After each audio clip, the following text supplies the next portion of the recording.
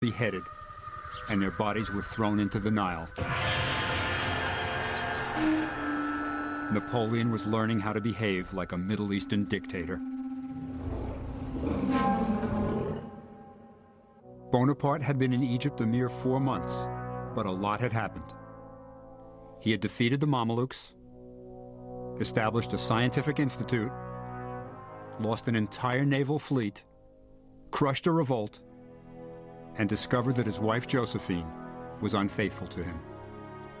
Now he faced another problem. The Turks were massing troops in the Holy Land. So Bonaparte decided to march out and destroy them before they became a real threat to him. His army passed through village after village with no resistance. And then they reached Jaffa, today a suburb of Tel Aviv.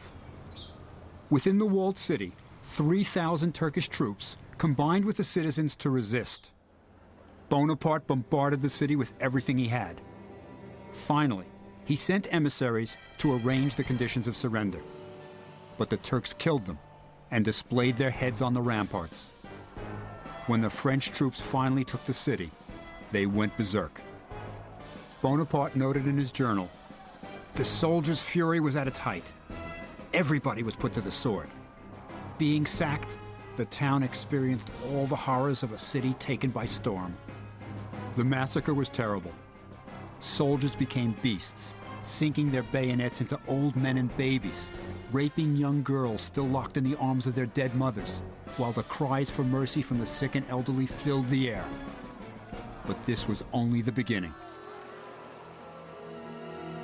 This beach wasn't always the scene of family fun and swimming. When Napoleon was here, 3,000 Turkish troops, given assurances by Bonaparte's officers that they would be treated as prisoners of war, surrendered. When Bonaparte saw his officers return with several thousand prisoners in tow, he asked, "What am I to do with them?" To escort the prisoners back to Cairo would take too many soldiers. To keep them with the army was too cumbersome. To feed them, impossible. To set them free, unthinkable. Something horrible happened here 200 years ago. Napoleon had the 3,000 Turkish prisoners killed. They were marched to this beach. The French opened fire. Pretty soon the sea was red with their blood. And then the French were told to use their bayonets to save ammunition. This massacre could never have happened in Europe.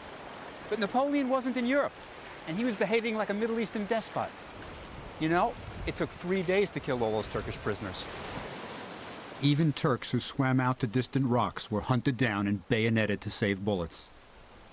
Bonaparte would need all the ammunition he had. His problems were only beginning.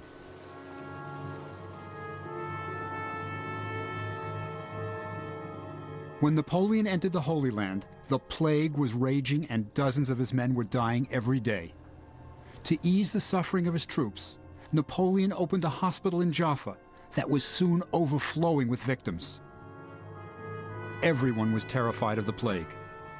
For centuries, the disease had decimated entire countries. It seemed to come from nowhere, and no one knew its cause. What people did know was that it was a horrible death that began with fever and huge pustules covering the entire body. As the fever raged, the victims' tongues would swell, and their thirst became unbearable. The plague was killing dozens of men every day, but even worse than the loss of men, it was demoralizing Napoleon's army. Soldiers were afraid to assist their stricken comrades. Bonaparte had to stop the panic. So he declares that fear is the cause of the plague, and courage the cure. Not very sound medical advice, but he's willing to back it up. So he comes here, to this plague hospital. He talks to the patients, and then, master of the grand gesture, he shocks everyone. Lying at his feet is a hideous corpse. The soldier's uniform is stained by burst pustules. What does he do? He kneels down here, picks up the dead man, carries him to a more dignified resting place, and places him down. Say what you will about Bonaparte. He wasn't afraid. That's why his armies would do anything for him. Later, Bonaparte would have this event immortalized in a painting where the dead soldier is shown as alive, and the hospital appeared far grander than it really was. Better for the legend. As horrible as it was, the plague was not the fiercest of Bonaparte's opponents. That was yet to come. When Napoleon's army reached the city of Acre, they faced one of the cruelest tyrants in the Holy Land, Djejer Pasha. Djejer was called the Butcher because most of his servants were missing an ear or an eye, the punishment for making a mistake. Djejer's fort, which defended the city of Acre, was almost perfectly situated, with only one heavily fortified side facing the land. That was a crucial point in the battle to follow. You see, there are two basic tactics if the enemy is protected in a fort. A, set up your camp around the fort and starve him out. B, storm the fort. But Bonaparte couldn't starve him out. The enemy English fleet sailed up to the fort and supplied Djejer Pasha with all the provisions he needed. That leaves Plan B, storm the fort. But there was a problem here too. The fort was very well protected, with some of the newest and largest cannon in the whole Middle East. Napoleon had lost all his heavy artillery to the British Navy. And to attack a fort like this, without heavy weapons on your side, is military suicide. Any other general would have given up. So what did Napoleon do? He attacked the fort. Like I've said, he's 29 years old, and he's never lost a major battle. But the assault would be extremely difficult.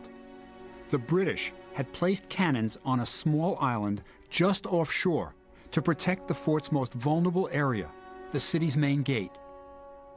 Napoleon's one-legged Caffarelli realized they would have to attack the area of the fort furthest away from the British gunships. So he chose to attack a corner tower.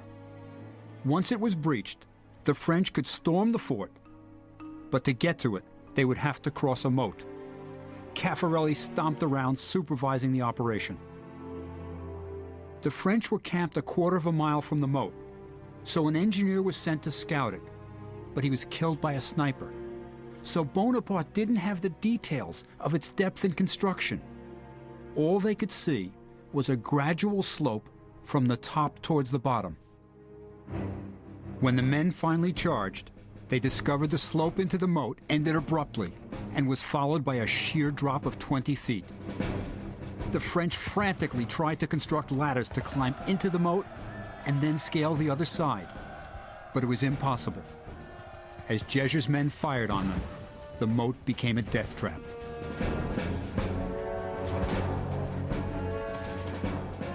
Napoleon hated sieges because troops were forced to attack one small area. He liked battles involving open troop movements, where his genius as a strategist could come into play. This was not his game. Now Bonaparte was running out of ammunition. So he printed a special order of the day, encouraging his men to sneak onto the battlefield and retrieve cannonballs. Each man was paid according to the size of the cannonball he brought back. Some enterprising soldiers built a mock fortification on the beach, hoping Djejer or the British would fire some large ones at it, because it was easier to dig cannonballs out of the sand. And they were paid twice as much for the big ones. The soldiers could certainly use the extra money. They hadn't seen their regular pay in months. In spite of Bonaparte's efforts, Acre wouldn't fall, and the word arrived that more Turkish troops were preparing to invade Egypt.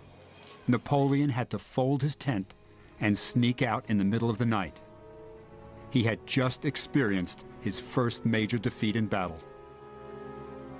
But you would never know it from the message he sent back to Cairo. I have razed Djejer's palace and the ramparts of Acre, and I have bombarded the city in such a manner that not one stone remains in place. Now that's damage control. You can still see the fort standing on the Israeli coast today.